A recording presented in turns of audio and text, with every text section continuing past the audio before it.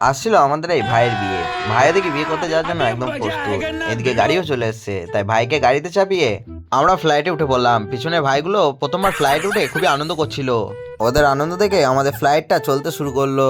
Flight থেকে নামতে একটা অদ্ভুত জিনিস চোখে পড়ে। আগে জানতাম ধূমকেতু ওপর থেকে আসে, এখন দেখছি নিচে থেকে ওপরে যায়। যাই হোক, ওসব কথা না ভেবে আমরা ভাইয়ের শ্বশুরবাড়ি চলে আসি। কিন্তু এখানে দেখি বর বদল হয়ে গেছে। ভাইয়ের বদলে দাদাকে নামিয়ে নিয়ে চললো। ব্যাপারটা একটু ব্যাখ্যা করতে জানতে পারি ওটা ছিল কোল বর। যাই হোক, ভেতরে ঢোকার চেষ্টা করছিলাম। বাবারে কি পরিমাণে ভিড়, মনে হচ্ছে কাঠটার কাটছিল, হার মানিয়ে দেবো তো। কোন রকমে সেই ভিড় ঠেলে ভেতরে প্রবেশ করে গেলাম। যাই হোক, তারপর হালকা করে একটু চেয়ারের মধ্যে বসে পড়লাম। চেয়ারে বসতে দেখতে পাই একটা করে হাতে ব্যাগ ধরিয়ে দিচ্ছে। আমাকেও একটা ব্যাগ ধরিয়ে দিয়ে চলে গেল। ব্যাগটা খুলে হালকা করে দেখতে পাই যে টিফিন ছিল। খাওয়া দাওয়া কমপ্লিট করে আশপাশটা ঘুরে দেখতে লাগলাম। হঠাৎই আমার চোখে পড়ে এই জায়গাটা।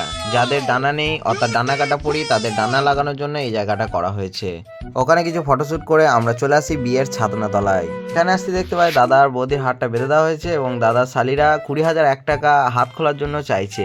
আমি ওদেরকে 19,970 টাকা কম নিতে বলি। ওরা রেগে গিয়ে বলে 30 টাকায় কি হবে। আমি বললাম হবে, রাজুদার কাছে গেলেই পকেট পরোটা পেয়ে যাবে। সব ঝামেলা মিটিয়ে বিয়ে কমপ্লিট হলে মনটা কেমন যেন খাই করছিল, তাই চলে গেলাম খাবার প্যান্ডেলে। ঢুকতেই দেখে এটা খাবার প্যান্ডেল না হল ঘর বুঝতে পারছিলাম না। যাই হোক, সেসব ভেবে লাভ নেই, তারপর একটা নিজের পছন্দ মতো সিটে বসে পড়ি। এই যে খাবারের মেনু কার্ড, তোমরা খাবারের মেনুগুলো দেখে নাও কি কি আছে আইটেমে। তো খাওয়া কমপ্লিট করে এরপর আমরা আবার বাড়ির পথে রওনা দিলাম। তো ভিডিওটা কেমন লাগলো অবশ্যই কমেন্ট করে জানাবে।